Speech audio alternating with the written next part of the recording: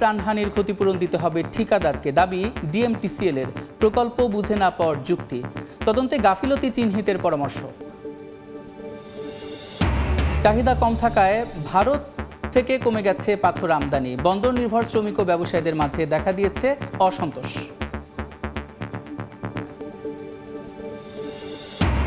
জলবায়ু পরিবর্তনের সবচেয়ে ক্ষতিগ্রস্ত দেশের দক্ষিণাঞ্চল, মিলছে না প্রতিশ্রুত ক্ষতিপূরণ। আন্তর্জাতিক সম্মেলনে রাজনৈতিক ও কূটনীতিতে জোর দেওয়ার আশ্বাস। এবং শাটডাউনের মারাত্মক প্রভাব মার্কিন অর্থনীতিতে, কর্মী ছাঁটাই, বেতন আটকে দিচ্ছে বিভিন্ন প্রতিষ্ঠান। 20% ফ্লাইট বন্ধের শঙ্কা, স্থগিত হচ্ছে খাদ্য সহায়তা তহবিল।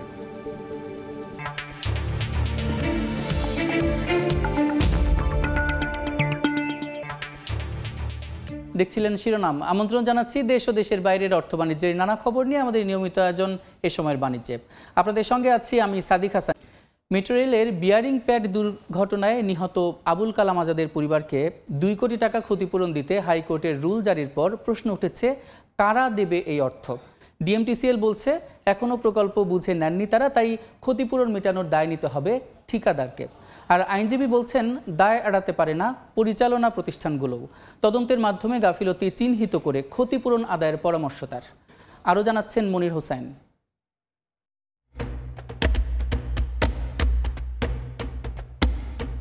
Megacity Dhaka, flyover, elevated expressway কিংবা মেট্রো রেল, নগর জুড়ে এত মেগা প্রকল্পের ভিড়ে প্রশ্ন যখন নাগরিক নিরাপত্তা, উত্তর তখন আবুল কালাম আজাদ। 26 অক্টোবরের দুপুর ফার্মগেট মেট্রো রেলের নিচে হেঁটে যাওয়ার সময় ওপর থেকে বিয়ারিং প্যাড খুলে পড়ে নিহত হন আজাদ। তারপর থেকেই আলোচনায় মেগা প্রকল্পের নিরাপত্তা। প্রশ্ন ওঠে একমাত্র উপার্জনক্ষম ব্যক্তিকে হারানো পরিবারের ক্ষতিপূরণ নিয়েও। দুর্ঘটনার দিন তাৎক্ষণিক ঘটনাস্থলে গিয়ে আজাদের পরিবারকে 5 লাখ টাকা দেওয়ার ঘোষণা দেন সেতু উপদেষ্টা। এ নিয়ে সমালোচনাও কম হয়নি। এরই মধ্যে ক্ষতিপূরণ ও তদন্ত কমিটি গঠনের আদেশ চেয়ে হাইকোর্টে রিট আবেদন করেন 2 আইনজীবী। পরে 29 অক্টোবর আবুল কালামের পরিবারকে 2 কোটি টাকা ক্ষতিপূরণ দিতে কেন নির্দেশ দেওয়া হবে না তা জানতে চেয়ে রুল জারি করেন হাইকোর্ট। এখন প্রশ্ন, কারা দেবে এই ক্ষতিপূরণ? আইনজীবীরা বলছেন হুট করেই কাউকে দোষারোপ না করে তদন্তের মাধ্যমে যাদের গাফিলতি পাওয়া যায় ক্ষতিপূরণ দিতে হবে তাদেরই। কারা ওন করে, কারা চালাচ্ছেন, এর সবারই দায়িত্ব আছে। যিনি কন্ট্রাক্টর তার নেগলিজেন্স থাকলে এটা কমিটি একটা করেই করতে হবে। এটা কিন্তু আপনি হুটহাট বলতে পারবেন না যে এই এমডিকে দেওয়ার জন্য, হুটহাট বলতে পারবেন না কন্ট্রাক্টরকে দেওয়ার জন্য, তাই না? এই নেগলিজেন্সটা কি, এটা কমিটির মাধ্যমে তদন্ত করে বের করে তারপরে নির্ধারণ করতে হবে কার লায়াবিলিটিস।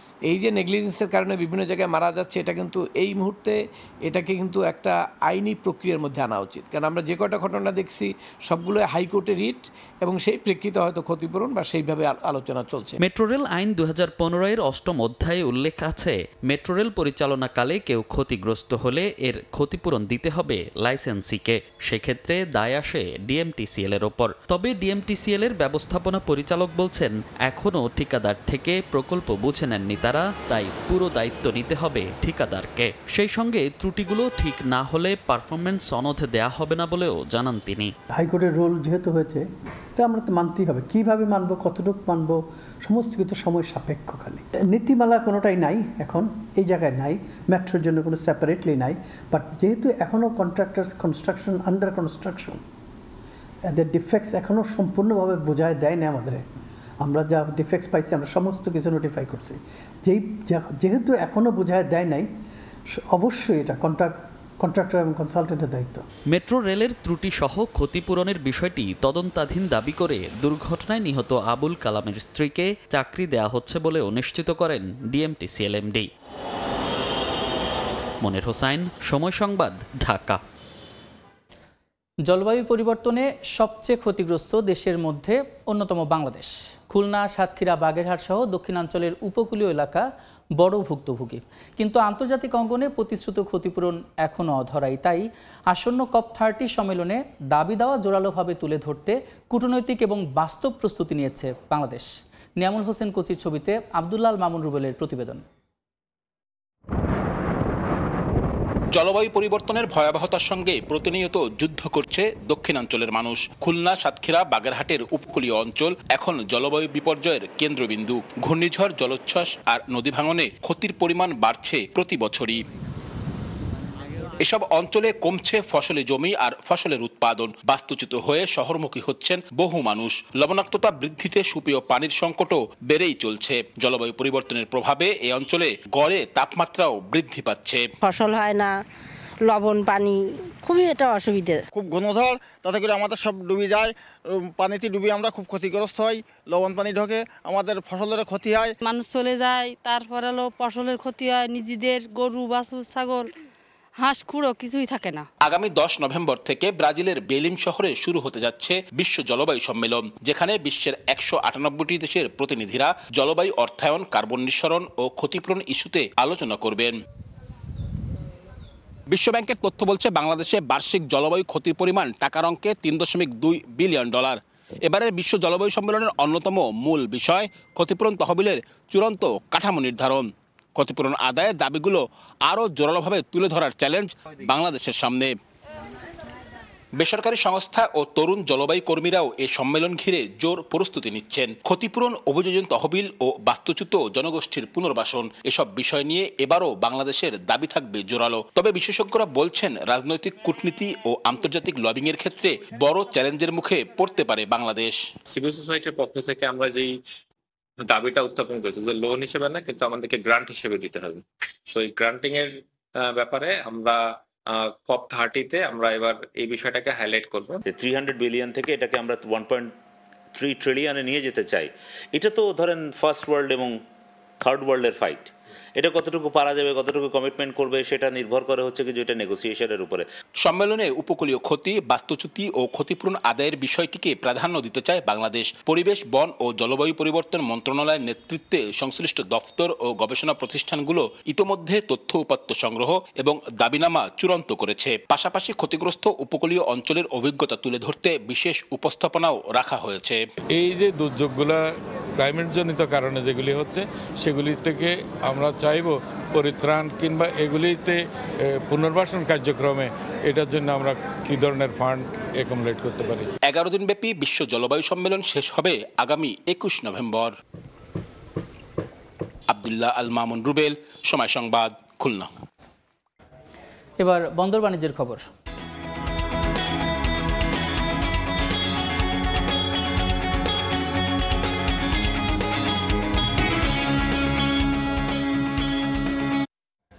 চাহিদা কম থাকায় ভারত থেকে কমেছে পাথর আমদানি। এতে বন্দর নির্ভর শ্রমিক এবং ব্যবসায়ীদের মাঝে বিরাজ করছে অসন্তোষ। বিস্তারিত জানাতে তামাবিল স্থলবন্দর এলাকায় আছেন সহকর্মী আমিনুল ইসলাম। সরাসরি যাচ্ছি তার কাছে। আমিনুল, দেশের বর্তমান পরিস্থিতিতে গেল 1 বছর ধরেই এই তামাবিল স্থলবন্দর যেটি রয়েছে সিলেটের, সেই স্থলবন্দরে কিছুটা স্থবিরতা দেখা দিয়েছে। এর কারণ হিসেবে এখানকার যেসব ব্যবসায়ীরা রয়েছেন এবং স্থানীয় যেসব শ্রমিকরা রয়েছেন তারা আমাদেরকে জানিয়েছেন যে দেশের বর্তমান প্রেক্ষাপটে অনেক জায়গাতেই কিন্তু উন্নয়ন প্রকল্পগুলো স্থবির হয়ে আছে, যেগুলোতে কার্যক্রম বন্ধ থাকার কারণে চাহিদা কমেছে। এই পাথর আমদানির চাহিদা কমে যাওয়ায় কিন্তু বন্দরের যে তৎপরতা সবসময় থাকে, গেল অন্যান্য বছরগুলোতে যেরকম আমদানি হয়েছে পাথর এবং যেভাবে তারা রপ্তানি করতে পেরেছেন বিভিন্ন পণ্য, সেগুলো কিন্তু অনেক কার্যক্রমে কিন্তু এখন অনেক স্থবিরতা তারা দেখছেন।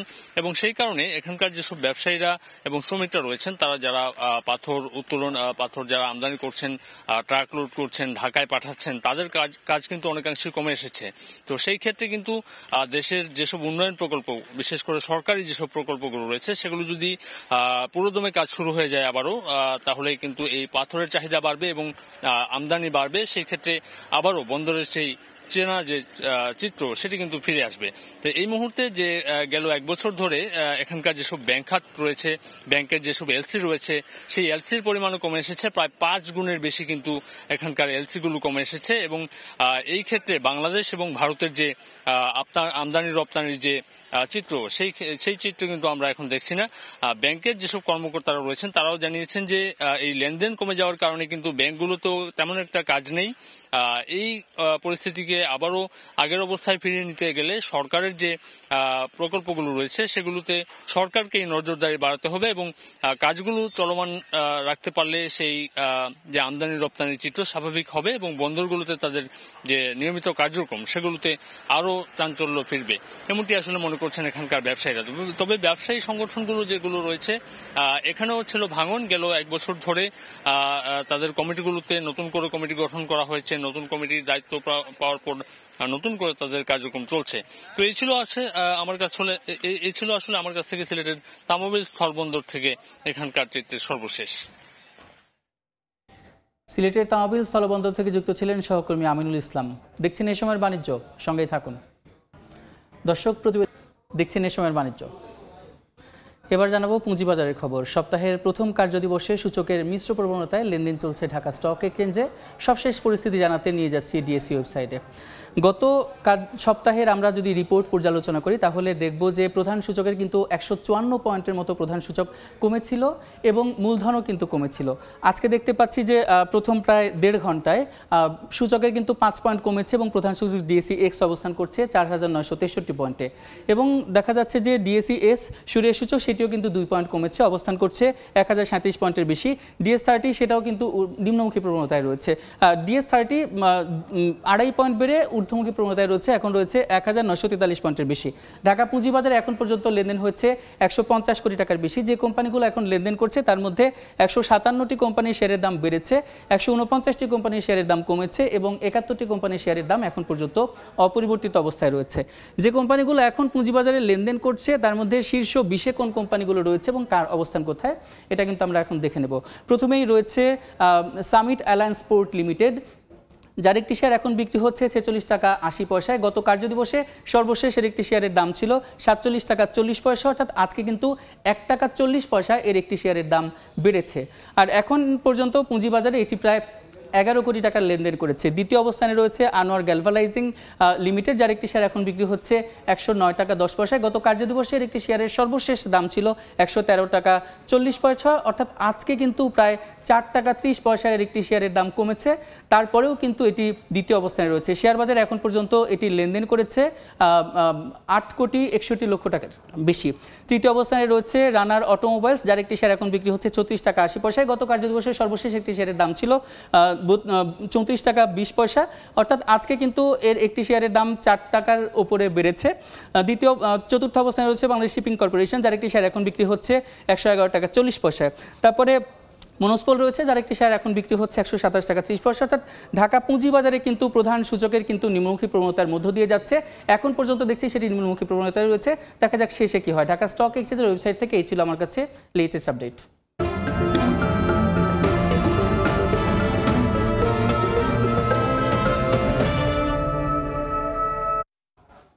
জামালপুরের ইটাইলে ব্রহ্মপুত্র নদের ভাঙনে দিশেহারা এলাকাবাসী। নদের গর্ভে বিলীন হচ্ছে ভিটেমাটি, ঘরবাড়ি, ফসলের জমি। বাসিন্দাদের অভিযোগ নদ খননের কারণেই দেখা দিয়েছে ভাঙন। তবে বিআইডব্লিউটিএ বলছে ড্রেজিং শেষ হলে ভাঙন কমার পাশাপাশি উপকৃত হবেন এই অঞ্চলের মানুষ। জাহাঙ্গীর আলমের পাঠানো তথ্য ও আবুল কালাম আজাদের ছবি নিয়ে রিপোর্ট। ব্রহ্মপুত্রের নাব্যতা বাড়াতে 2021 সাল থেকে শুরু হয় 227 কিলোমিটার খনন কাজ। 96টি পয়েন্টে চলছে ড্রেজিং কার্যক্রম। এর মধ্যে ময়মনসিংহ অংশে 46টি ড্রেজার দিয়ে খনন করা হচ্ছে। তবে খনন চলাকালে জামালপুরের ইটাইল অংশে ভাঙন চলছে। স্থানীয়দের অভিযোগ খনন শুরুর পর থেকেই গত 4 বছর ধরে বিভিন্ন এলাকায় নদীর ভাঙনে বিলীন হচ্ছে জনপদ। এতে আতঙ্কে রয়েছে নদী তীরের বাসিন্দারা। আমরা বুড়া দৌড়া মুরব্বী এগুলি কুইজম ওদের আমরা অনেকভাবে অনুরোধ করছি, তোমরা এই জায়গায় বালুগুড়া তুইলো না। অনুরোধের কারণে ওরা আরাম করে অনেক হুমকি দিছে। এটা শেষ ঠিকানা, এটা যদি ভেঙে যায় যেভাবে ডেজের বালু তুলতেছে এভাবে ভেঙে যাবো। বালু তুললে আঙ্গর বাড়ি ঘর ভাঙিয়ে দিতেছে, আমরা জীবত নিয়ে যাবো কোথায়? তবে বিআইডব্লিউটিএ বলছে ড্রেজিং শেষ হলে ভাঙন কমার পাশাপাশি উপকৃত হবেন এই অঞ্চলের মানুষ। মাঝখানে যে চরটা থাকে, চরটা থাকার জন্য দুই পাশ দিয়ে পানি যায়, পাড়গুলো ভেঙে যায়। তো আমরা যখন মাঝখান দিয়ে কেটে দিব তখন পানিগুলো আমাদের মাঝখান দিয়ে চলে যাবে। সো আমাদের দুই পাড়ে চাপটা পড়বে না, ভাঙনটা আমাদের অনেক কমে আসবে। গত 2 মাসে নদের ভাঙনে জামালপুরের ইটাইল অংশে শতাধিক বাড়িঘর ও 50 বিঘা ফসলি জমি ব্রহ্মপুত্রের গর্ভে বিলীন হয়েছে। সময় সংবাদ, জামালপুর। নেশমের বাণিজ্য।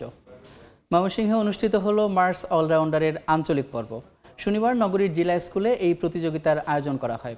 এতে বিভিন্ন উপজেলার স্কুল কলেজের শিক্ষার্থীরা অংশ নেয়। প্লে গ্রুপ থেকে দ্বাদশ শ্রেণীর শিক্ষার্থীরা গান, নাচ, অভিনয়, চিত্রাঙ্কন, আবৃত্তি সহ নানা প্রতিভা ও দক্ষতা তুলে ধরে। প্রতিটি গ্রুপ থেকে 3 জন পরের ধাপের জন্য নির্বাচিত হয়। বিজয়ীদের ব্রোঞ্জ মেডেল ও সার্টিফিকেট দেওয়া হয়। এরপর হবে বিভাগীয় ও জাতীয় পর্যায়ের প্রতিযোগিতা। Electrical, home appliance, water pump ও টুলস ক্যাটাগরিতে আকিজি নিয়ে এসেছে ফ্ল্যাগশিপ ব্র্যান্ড ইনোভার। ঢাকার ইউনাইটেড কনভেনশন সেন্টারে ব্র্যান্ডটির আনুষ্ঠানিক যাত্রা শুরু হয়। ইনোভার পণ্য ভোক্তার দৈনন্দিন জীবনকে স্মার্ট সমাধান দেবে বলে মনে করে আকিজ। ক্রমবর্ধমান বাজারে নিজেদের কর্মপরিকল্পনা ও আধুনিকতার ছোঁয়ায় ধারাবাহিকভাবে সবার আস্থার প্রতীক হয়ে উঠবে বলে আশা সংশ্লিষ্টদের। এ সময় উপস্থিত ছিলেন আকিজ রিসোর্সের ব্যবস্থাপনা পরিচালক শেখ জসিমউদ্দিন, চেয়ারম্যান ফারিয়া হুসাইন ও প্রতিষ্ঠানটির ঊর্ধ্বতন কর্মকর্তারা। দেখছেন এ সময়ের বাণিজ্য। সরকারি অচলাবস্থা কাটিয়ে উঠতে না পারলে 20% ফ্লাইট বন্ধ রাখা হবে বলে জানিয়েছেন মার্কিন পরিবহন মন্ত্রী শন ডাফি। একই সঙ্গে সাময়িকভাবে খাদ্য সহায়তা তহবিল স্থগিত রাখার অনুমতি দিয়েছেন আদালত। পরিস্থিতি সামাল দিতে স্বাস্থ্য বিমার অর্থ সরকারি তহবিলের পরিবর্তে সরাসরি সাধারণ মানুষের কাছে পৌঁছে দিতে রিপাবলিকানদের প্রতি আহ্বান জানিয়েছেন প্রেসিডেন্ট ট্রাম্প। ডেমোক্রেট ও রিপাবলিকানদের মতবিরোধে 39 দিন ধরে বন্ধ সরকারি কার্যক্রম মারাত্মক প্রভাব পড়তে শুরু করেছে মার্কিন অর্থনীতিতে। খরচ বাঁচাতে কর্মী ছাঁটাই, বেতন আটকে দেয়া, সরকারি তহবিল স্থগিতের মতো বড় বড় সিদ্ধান্ত নেওয়া হচ্ছে। এমনকি কমিয়ে আনা হচ্ছে ফ্লাইটের সংখ্যাও।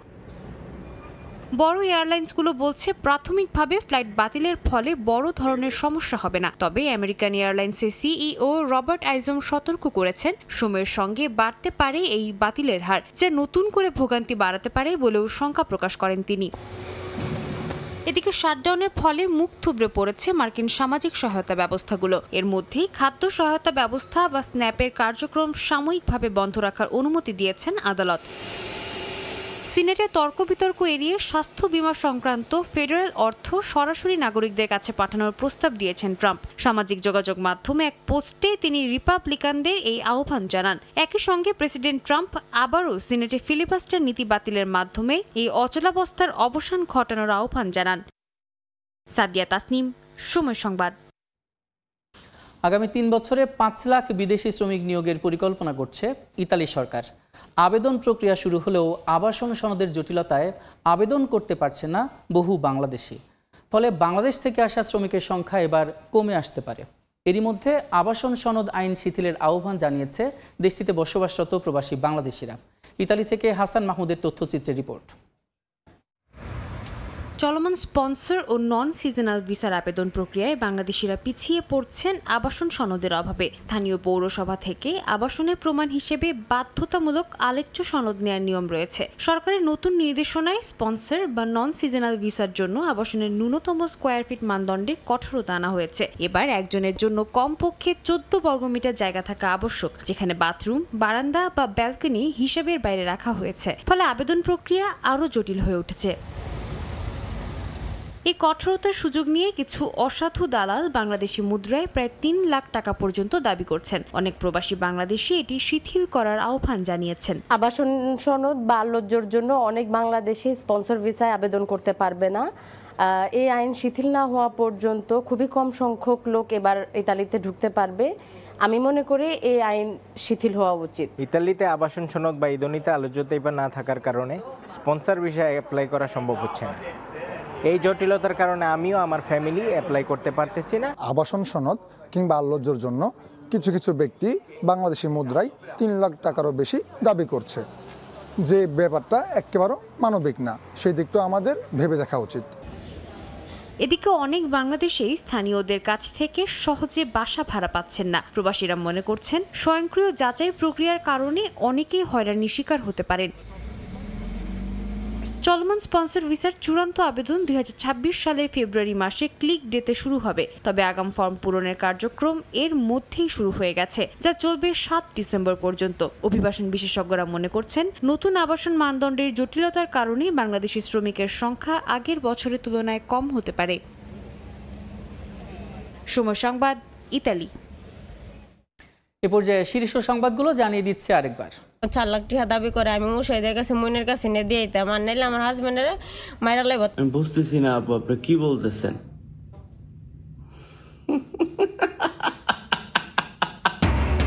ফেসবুক সহ নানা মাধ্যমে বিদেশে চাকরির চটকদার বিজ্ঞাপনের ফাঁদ, পাড়ি জমিয়ে প্রতারণার শিকার হচ্ছেন অনেকেই।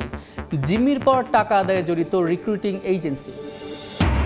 জলবায়ু পরিবর্তনে সবচেয়ে ক্ষতিগ্রস্ত দেশের দক্ষিণাঞ্চল, মিলছে না প্রতিশ্রুত ক্ষতিপূরণ। আন্তর্জাতিক সম্মেলনে রাজনৈতিক ও কূটনৈতিক জোর দেওয়ার আশ্বাস।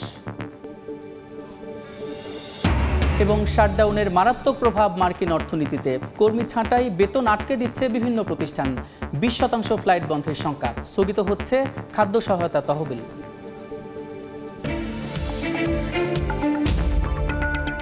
এই ছিল এই সময়ের বাণিজ্যে। দুপুর 12টার সময় সংবাদের সঙ্গে থাকবেন রোজা চৌধুরী। ধন্যবাদ সাদিক। দুপুর 12টার সময় সংবাদ নিয়ে আসছি কিছুক্ষণ পর, সঙ্গে থাকুন সময়।